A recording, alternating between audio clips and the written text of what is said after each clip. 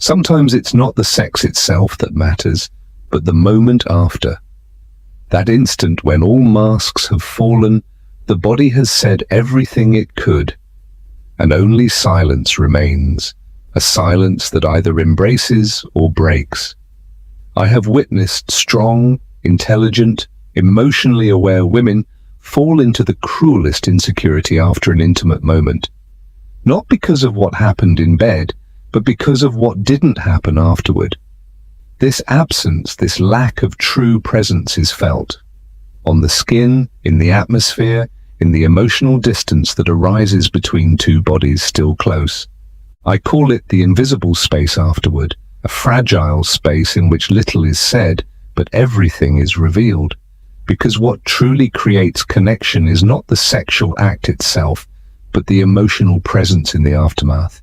That moment when one could leave but chooses to stay, not out of obligation or calculation, but from a sincere desire to share this moment together, without hurry, without masks. And this is where many relationships begin to falter, not because of a clear mistake, but because fear kicks in, fear of seeming needy, fear of showing tenderness, fear that closeness will be misunderstood. Then protection mechanisms kick in, nervous questions trying to define something that has no shape yet, rushed departures to avoid appearing vulnerable, a silence that doesn't protect, but freezes. But that's not mature loving, that's emotional survival, and no one should have to love from survival mode, because love doesn't grow from there, only defense. Now let me ask you something with brutal honesty. How often have you shared your body and felt lonelier afterward than before? How often have you hidden behind a cool demeanor just to avoid seeming too intense? And how often has that left you emptier than any physical distance ever could? There's something in you that knows you deserve more, not more attention, not more promises, but more truth. And emotional truth arises in this quiet aftermath, not through grand words or clever strategies, but through conscious, quiet, reliable presence. And think about it. You're not looking for someone who stays because they have to. You long for someone who stays because they find peace with you. There's a moment after sex that few recognize, yet it profoundly determines the depth of a bond.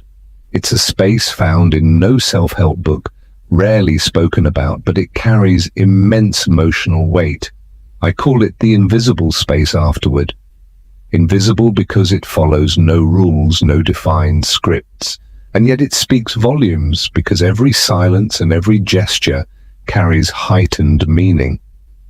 In that moment, the body still resonates while the mind begins to observe, interpret, question. And this is where something essential is revealed, whether two people remain emotionally connected, not physically but internally, whether they are truly present, accompanying, holding, without needing to do anything. Because in this space, words don't count. Emotional readiness does. Is there calm or tension, opening or withdrawal, respect for the other's pace, or pressure to impose one's own? How one inhabits this space says everything about the emotional maturity one carries. We often believe the key moment is what happens before. The passion, the physical connection. But the truth is, sex alone doesn't create a bond. It can be intense, even deep, but it doesn't guarantee emotional closeness. What truly connects is how one handles the silent afterward. When our defense mechanisms fall and emotions surface more openly, we often intuitively sense whether a connection is possible or whether it was just an isolated moment. In my practice, I've accompanied people who felt more seen through a silent, caring gesture after intimacy than through everything that happened before. Because that seemingly small gesture says something powerful. I'm here. No rush, no expectations, just here. And it is in this quiet presence that lasting bonds take root, a presence that doesn't pressure, interrogate, define, but also doesn't flee, a presence that accompanies and quietly affirms what was experienced. Seeing sex as a mere goal strips it of its human strength. The physical act may be brief, but its emotional resonance can linger long. What we remember isn't just what the body felt, but how we felt with the other and with ourselves once it was over.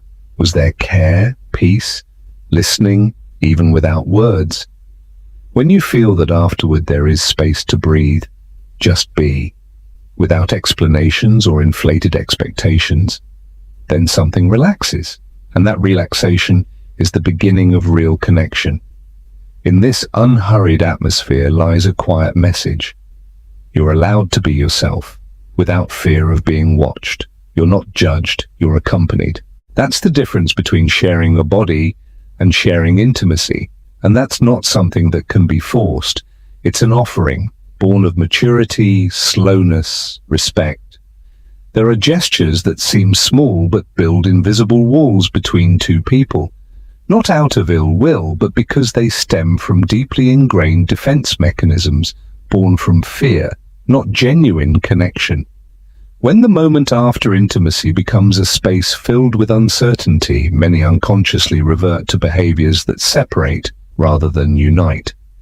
And the painful part is, these reactions are mostly automated, not consciously chosen, just repeated like a reflex once learned in the past. For example, the urge to emotionally withdraw immediately, as if nothing had happened.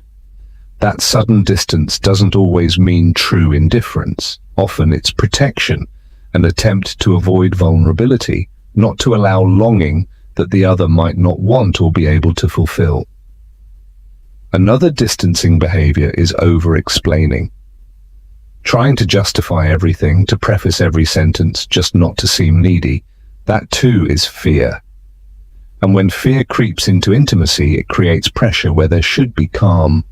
Also, constantly observing the other, analyzing every little move, every pause, is a form of emotional surveillance that becomes exhausting for both. It turns a quiet moment of closeness into a constant scanning for meaning. And all this doesn't come from a lack of emotional intelligence, but because many of us have learned, show yourself, and you will be hurt, left, rejected. So we preempt and protect ourselves, but protecting ourselves automatically often means closing off before we've ever truly opened. In therapy, I often hear people say they feel rejected, even though they've never truly shown themselves with genuine presence, not out of malice, but because they were hurt. And now they try to control everything. If I control how I show up, I control how much I can be hurt. But love doesn't arise from control, it arises from emotional freedom. And in this context, freedom means the courage not to hide behind strategies. When we talk about behaviors that create distance, it's not about blaming, it's about recognizing, about what we often do unconsciously that ultimately costs us what we need most, real connection, a connection that doesn't arise from adaptation or from the desire to appear strong, but from the willingness to be honest, even in silence. Behind every withdrawal reaction lies a story. Perhaps an old disappointment, a betrayal, a childhood where vulnerability was dangerous. All of that lives within us, not to punish us, but to remind us the path to healthy bonds doesn't lead through emotional perfection, but through awareness. Recognizing when we flee, when we react automatically, when fear decides for us, that's the first step toward choosing differently. And choosing differently doesn't mean doing something big. Sometimes it's enough to simply stay a moment longer, to pause for a breath, to allow the other to truly see us without unnecessary shields. Because in the end, it's not what we say that connects us, but how much we dare to be seen. That's where real closeness begins, not one born of fear, but of authenticity. In the emotional world, the difference between feeling accompanied and feeling observed is immense. What creates true connection is not the number of words spoken, not the intensity of desire, not the promise of a morning. It is something much finer, but infinitely more powerful, the way someone is present when they have nothing to prove. True connection arises when the other person senses you are here, not because you need an answer right away, but because this moment matters to you, an emotional continuity that needs no labels, no guarantees, only presence. In the aftermath, it's not what is said that counts, but what is felt. The emotional atmosphere that arises, a space where the body is not tense because it's being judged, where the mind is not weaving strategies, where the heart may beat to its own rhythm without fear of being misunderstood. This translates into very simple yet deeply eloquent gestures, not rushing time, not filling every second with questions, not demanding words the other isn't yet ready to give. Giving dignity to silence, so it's not empty, but supportive. Not a threat, but a place of calm. True connection cannot be forced, it is invited. And to extend such an invitation, one must be willing to not control the emotional pace of the other. This release of control is not weakness, but a higher form of emotional respect, because true safety only exists where one no longer feels the need to protect themselves. When facing someone who does not seek to impress, who doesn't need to demonstrate superiority, and who does not hide behind defenses, the body relaxes, the nervous system lowers its guard, the mind stops anticipating. And that's when emotions are given room to grow. Real emotional connection are like quiet music. It doesn't interrupt, but it changes everything. And like all music, it requires no explanation, only the willingness to listen. The other feels it not through what you say, but through your simple being. That being becomes the message. Being there means more than staying. It means emotional presence.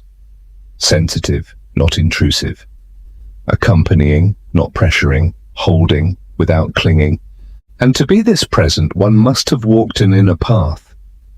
Those who haven't learned to find peace within themselves will hardly be able to share it with someone else.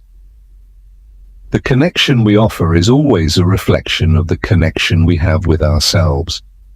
When someone is calmly present, without hiding or inflating themselves, they emit something that cannot be faked: emotional peace.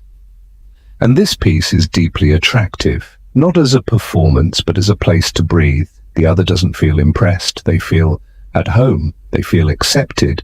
This kind of presence that asks for nothing, doesn't dramatize, doesn't justify itself, leaves a mark, not because it overwhelms, but because it supports those who have been in relationships where more was demanded than given, where every gesture was interpreted as a declaration. Know how exhausting that is. That's why it is so healing to meet someone who doesn't compete, isn't afraid, doesn't need to assert dominance. Then something in us softens. And precisely in that moment, real bonding begins to form. True connection does not come from what one gets from another, but from how one shows up when they want nothing at all. And that, as simple as it sounds, is one of the greatest acts of emotional maturity. Emotional maturity doesn't show in how well one talks about feelings, but in how they carry them when no one is applauding. In those quiet, intimate moments where there's no audience, no obligation to explain, that's when we see how deeply we've truly worked with ourselves. A mature emotional posture doesn't mean having the perfect answers, but inner stability, the ability to be present without using the other as a mirror for one's insecurities, without turning vulnerability into an evaluation. After sex, this maturity shows in almost invisible details, in a silence that's not filled with nervousness, in the ability not to immediately seek validation, in the willingness not to force closeness, but also not to create artificial distance. Emotional maturity lets the other breathe without withdrawing oneself. It doesn't come from theory, but from lived experience, from endured wounds, from consciously leaving behind patterns that no longer serve. It's not the result of sudden enlightenment, but of quiet, steady work, looking at oneself honestly, being calmly present without trying to manipulate the moment. That is a deep expression of maturity. It means enduring uncertainty, accepting that the other may need space without immediately interpreting it as rejection, offering closeness without demanding instant reciprocity, not giving up, but trusting. Trust in what is unfolding. Trust that what comes from a true place has more chance to grow than what is born out of pressure. Trust in oneself, that one doesn't lose themselves by surrendering from a healthy place. A mature person doesn't need immediate definitions. They know bonding is shown through repeated congruent actions, not the speed of spoken words. They do not demand clarity when they haven't found their own. They don't overwhelm the other to soothe their own insecurity, nor do they withdraw to protect their ego. This posture also knows being emotionally available doesn't mean being constantly available. Sometimes one's silence is necessary, and that's not retreat, but authenticity. Maturity doesn't mean not having intense emotions. It means holding them, observing them, and consciously choosing what to do with them. It doesn't react impulsively, but responds with understanding. It seeks not victory, but building, not being right, but holding the relationship.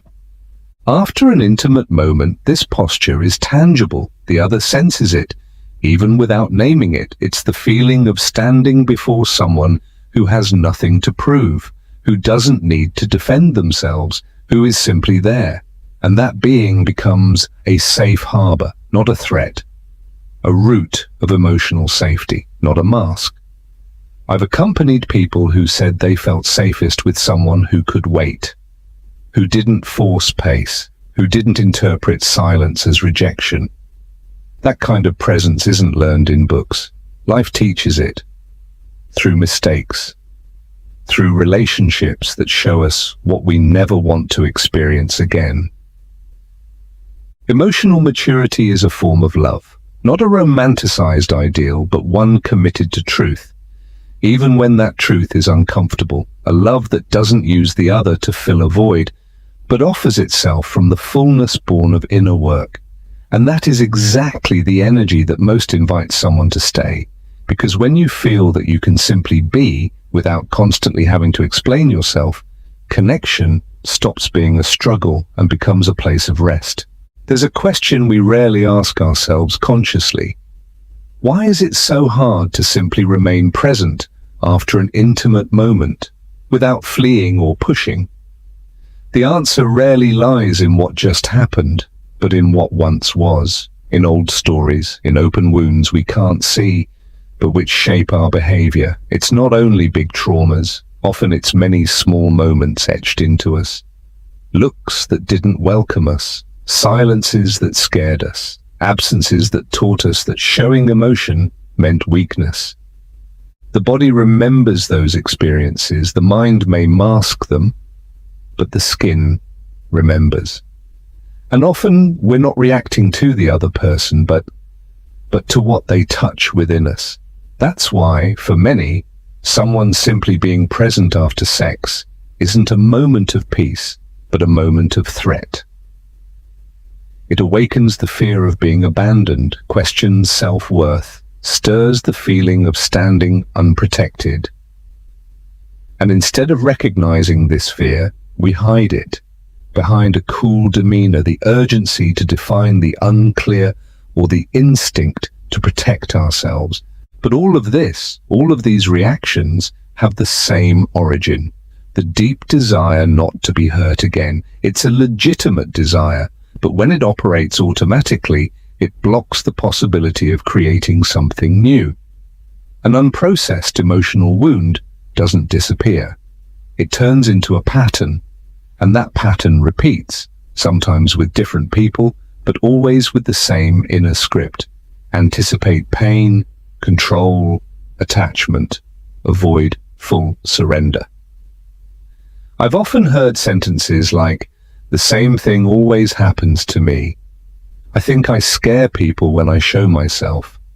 I feel alone, even in company." Behind these sentences is no personal failure, but a story. Emotional contexts that don't want to be judged but understood.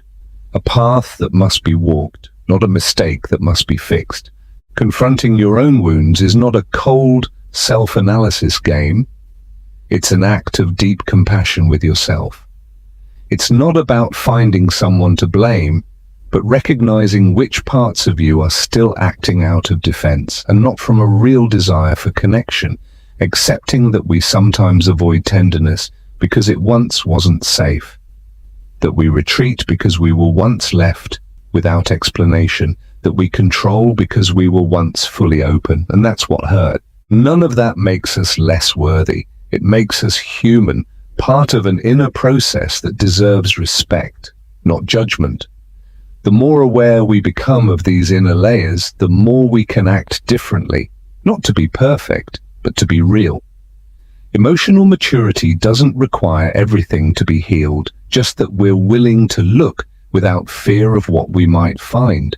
Not to get stuck in the past, but to be free from repetition in the present, especially the moment after sex, when all outside noise fades and no masks remain, is one of the most revealing for anyone who wants to look at themselves honestly.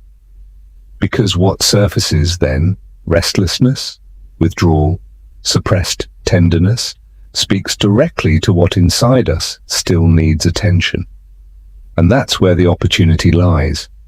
Not in solving everything at once, but in pausing, in one conscious breath before reacting, in staying just one moment longer without a mask, in showing the other person our vulnerability, not as a weapon, but as a sign of trust and emotional courage. Love doesn't require emotional perfection, but it does require emotional honesty. And that honesty begins the moment we stop acting from our wounds and begin to build relationships from awareness. Some connections don't end with a fight or betrayal. They end in that silent space where someone didn't know how to stay. Not because there were no feelings, but because the ability to hold them without fleeing or building walls was missing. That's why the conversation about the moment after sex isn't about labels or seduction tactics. It's a conversation about humanity, about whether two people can hold each other once the vulnerable has already been seen. There are few more radical gestures than simply staying in that moment, calm, present, needing to prove nothing, no explanation, no pressure, no fear. And that's not a romantic ideal, it's emotional stability, a compassion-based ethic that doesn't need words because it's felt through the skin. Being with someone without expecting them to fill your emptiness, not using intimacy as a bargaining chip for commitment, simply being there with no hidden agenda. That is the source of a free, true bond. A safe presence doesn't force you to stay. It doesn't cling, manipulate, dramatize. It invites. With stillness, with the ability to not demand immediate explanations, with the quiet message, I'm here. Not to control you, but to share this moment with you. And when that becomes tangible, something changes. Because it's rare. Because it's not taught. Because it's not what most people are used to receiving.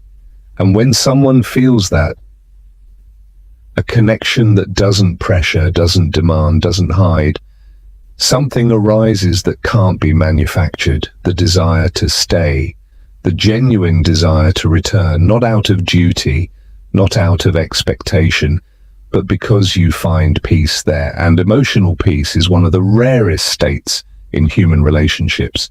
Someone who can offer that gives an emotional home, a space full of dignity where you don't have to perform, where you are allowed to simply be. Over the years, I've met many people who ask themselves, why don't my relationships last? Why does everything repeat? Why does something fall apart that started so well? And often the answer lies in the after, in how that fragile emotional space after intimacy is handled. Because that's not where desire is measured, that's where emotional availability becomes clear. It's not about chemistry, it's about whether there is room for truth. And the truth in intimacy is rarely perfect, but it must be accepted. Offering that acceptance, without a mask, without pressure, is an act of deep, mature love. Not a love that needs to be right, a love that wants to build, a love that doesn't force you to stay, but makes staying possible because you feel free to choose exactly that. And whoever has found a place where they can be free, be seen, and be respected will return, not out of habit, not out of need, but out of free will. So if you've ever wondered what makes someone stay after an intimate moment, don't look for the answer in what you said or did.